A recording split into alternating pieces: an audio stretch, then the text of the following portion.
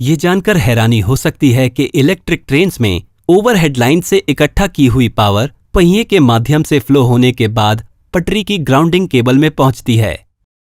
3 face वाला power conversion, regenerative braking और zigzag overhead lines, ये सभी इलेक्ट्रिक ट्रेन के तकनीक को काफी अनोखा बनाते हैं।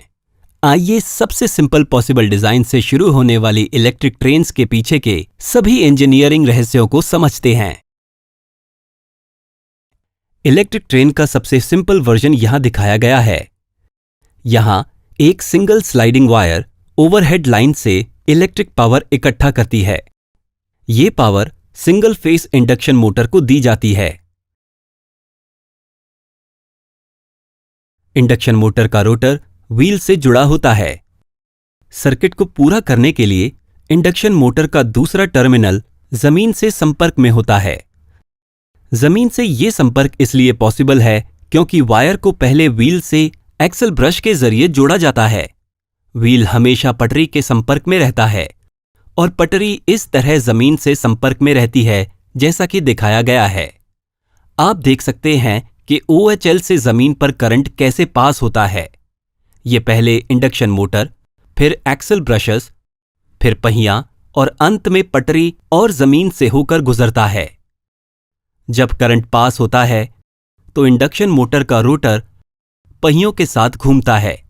हालांकि एक घूमने वाला पहिया आगे बढ़ेगा, जिसका मतलब है कि अगला ग्राउंडिंग सर्किट पिछले एक से बहुत कम दूरी पर होना चाहिए। अब कुछ एक्सल ब्रश के डिटेल्स देखते हैं।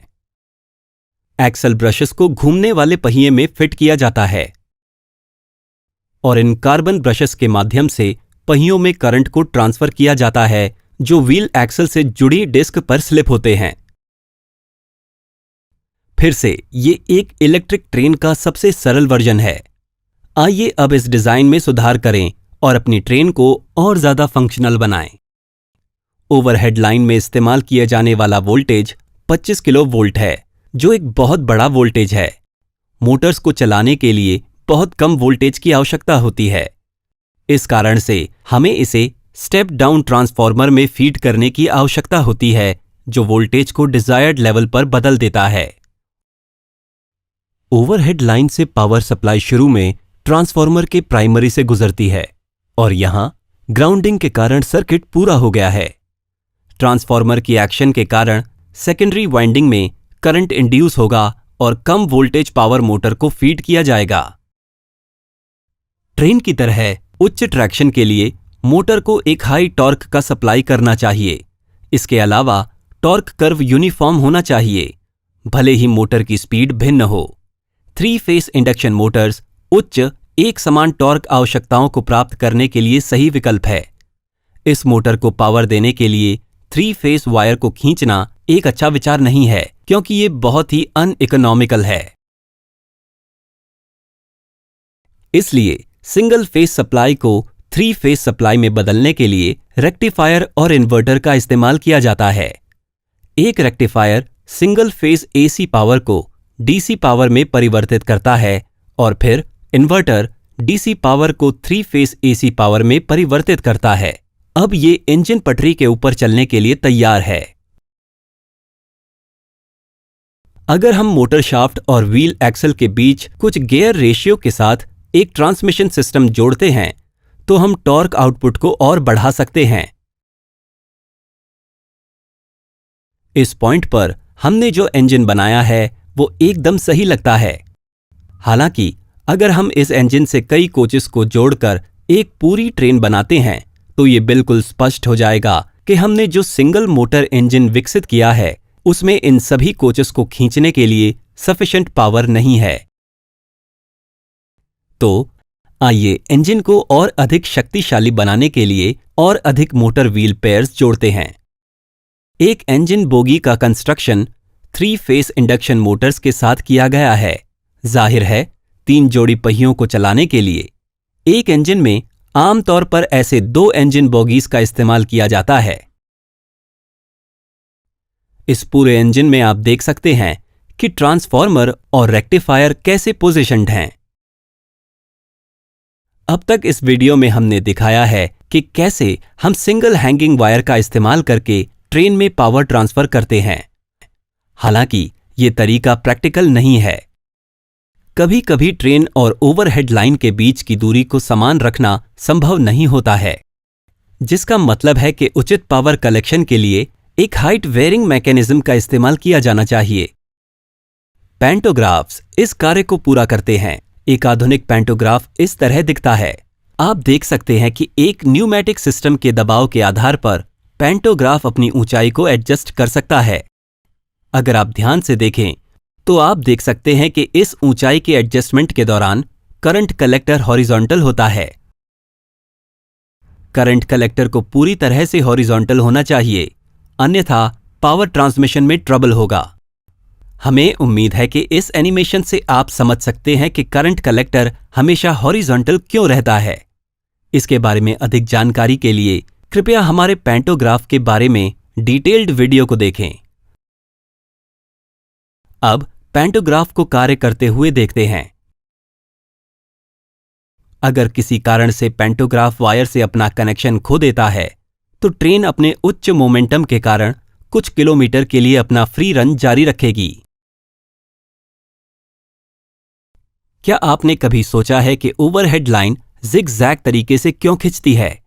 ये अरेंजमेंट ये सुनिश्चित करती है कि पैंटोग्राफ का कलेक्टर हेड कांस्टेंट संपर्क के पॉइंट पर ओवरहेड वायर को नहीं छूता है।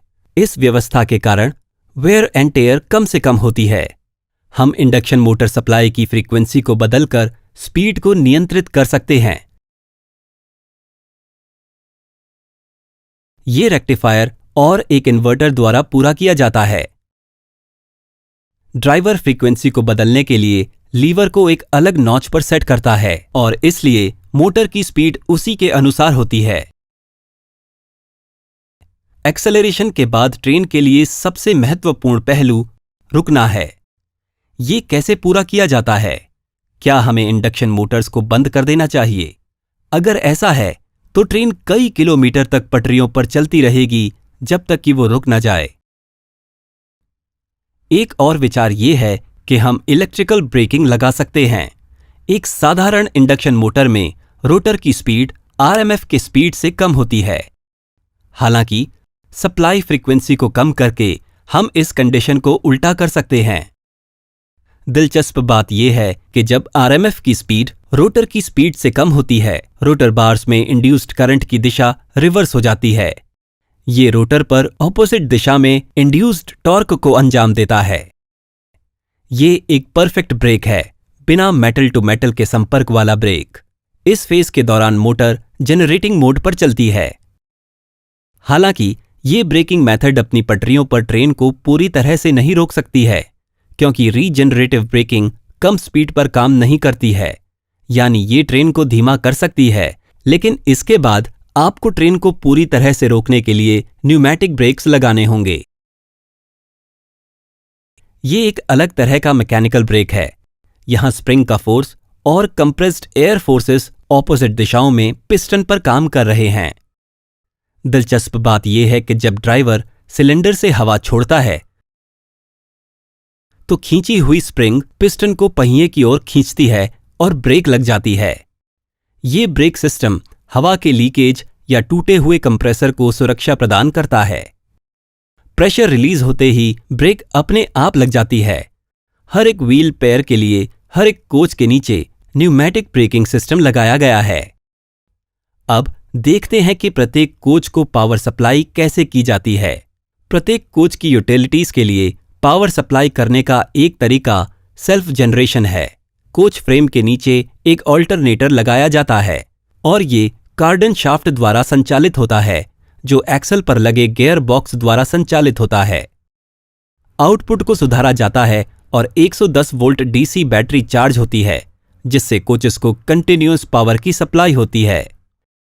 लेकिन सेल्फ जनरेटिंग मेथड कार्यक्षम नहीं है, क्योंकि ये बहुत फ्लक्चुएटिंग आउटपुट पावर का उत्पादन करती है। इसलिए कोचेस को पावर सप्लाई करने का सबसे आम तरीका है हेड ऑन जनरेशन। इस मेथड में लोकोमोटिव ट्रांसफार्मर में एक अतिरिक्त वाइंडिंग जोड़ी जाती है, जो सभी कोचेस को पावर सप्लाई करती है। वीडियो देखने के लिए धन्यवाद। फिर मिलते हैं।